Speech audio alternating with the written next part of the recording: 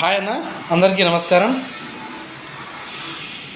మీకు అందరికీ ఒక ఇంపార్టెంట్ అప్డేట్ ఇద్దామని చేశానన్న. గత 3-4 డేస్ నుండి అసెంబ్లీలో బడ్జెట్ ప్రవేశపెట్టారు. అందులో ముఖ్యమైనది అమ్మఒడి అన్న. అమ్మఒడి గత ప్రభుత్వం అమ్మఒడిని పేరు పెట్టారు. ఈ ప్రభుత్వం తల్లికి వందనం అని చెప్పి స్కీమ్ తెచ్చారు. సో ఇవాళ మనం తెలుసుకుందామన్నా, తల్లికి వందనం ఎంత పడతాయి, ఎవరెవరి అకౌంట్లో పడతాయి, ఎలా పడతాయి అని చెప్పి ఈ వీడియోలో ద్వారా నేను మీకు పూర్తిగా సమాచారం ఇవ్వబోతున్నాను. ముఖ్యంగా ఏంటంటే అన్న, మన ఛానల్ సబ్స్క్రైబ్ చేయండి, లైక్ చేయండి, షేర్ చేయండి అన్న. లైక్ చేయడం, షేర్ చేయడం అయితే మర్చిపోవద్దండి. సో ఎక్కువసేపు నేను అందరిలాగా టైం వేస్ట్ చేయను.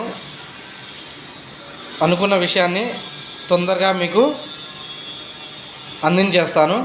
అలాగే మీరు షేర్ చేయడం వల్ల ఏంటంటే తెలియని వాళ్ళు కూడా తెలుసుకుంటారన్న. ఇదన్నా మొన్నైతే అసెంబ్లీలో జరిగిన బడ్జెట్ కేటాయింపు దేనికి ఎన్నెంత అని చెప్పి మొన్న క్లియర్లీ ప్రవేశపెట్టబడి జరిగింది. అందులో మెయిన్ ఏంటంటే ఇప్పుడు తల్లికి వందనం అన్నమాట అన్న. అది వచ్చేసి స్కూల్లో మీ పిల్లలు ఎంతమంది చదివినా కూడా, ఒక ఇంట్లో ఒకరున్నా, ఇద్దరున్నా, ముగ్గురున్నా, నలుగురున్నా, 5 మంది ఉన్నా, ఎంతమంది ఉన్నా కూడా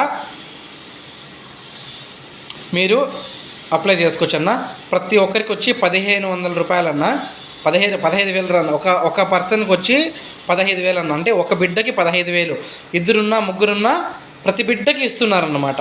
సో 15,000 చొప్పున మీకు రాష్ట్ర బడ్జెట్లో కేటాయించడం జరిగిందన్న.